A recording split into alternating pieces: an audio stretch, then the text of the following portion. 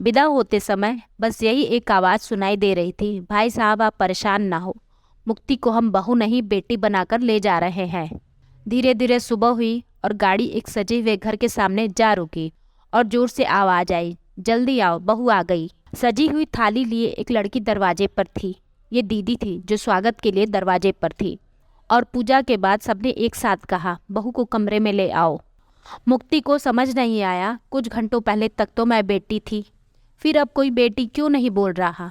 बहू के घर से फ़ोन है, बात करा दो। फ़ोन पर माँ थी, कैसी हो बेटा। मुक्ति, ठीक हूँ माँ, पापा कैसे हैं, दीदी कैसी है, अभी तक रो रही है क्या। माँ ने कहा सब ठीक है, तुम्हारा मन लगा। मुक्ति ने कहा हाँ माँ लग गया। माँ से कैसे कहती कि बिल्कुल मन नहीं लग रहा है, घर की बहुत याद आ रही है। फ़ोन रखते हुए माँ ने कहा बेटा देखो बहुत अच्छे लोग हैं, बहू नहीं बेटी बना कर रखेंगे, बस तुम कोई गलती मत करना। मुक्ति और उसकी ननद विभा दोनों का जन्मदिन एक ही महीने में आता था।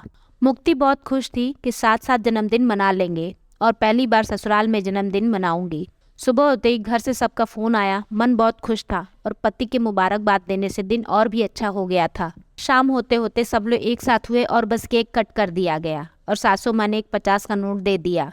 सासू माँ का दिया ये नोट मुक्ति को बहुत अच्छा लगा। जन्मदिन न मन पाने का थोड़ा दुख हुआ, पर फिर लगा शायद ससुराल में ऐसे ही जन्मदिन मनता होगा। अगले हफ्ते विभा दीदी का जन्मदिन आया। सुबह से ही सबके फ़ोन आने शुरू हो गए। सासू माँ ने कहा मुक्ति आज खाना थोड़ा अच्छा बनाना, विभा का जन्मदिन है। जी माँ जी। शाम होते मोहल्ले भर के लोगों का घर पर खाने के लिए आगमन हुआ। सबने अच्छे से अच्छा खाना खाया।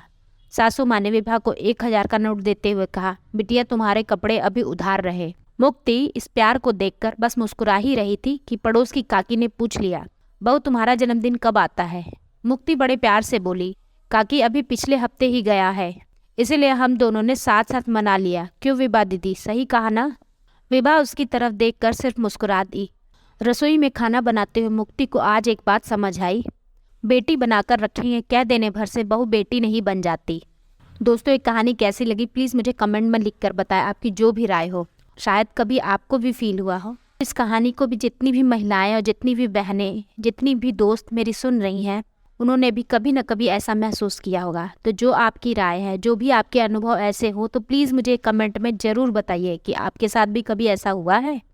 फिर मिलते हैं एक नई कहानी के साथ।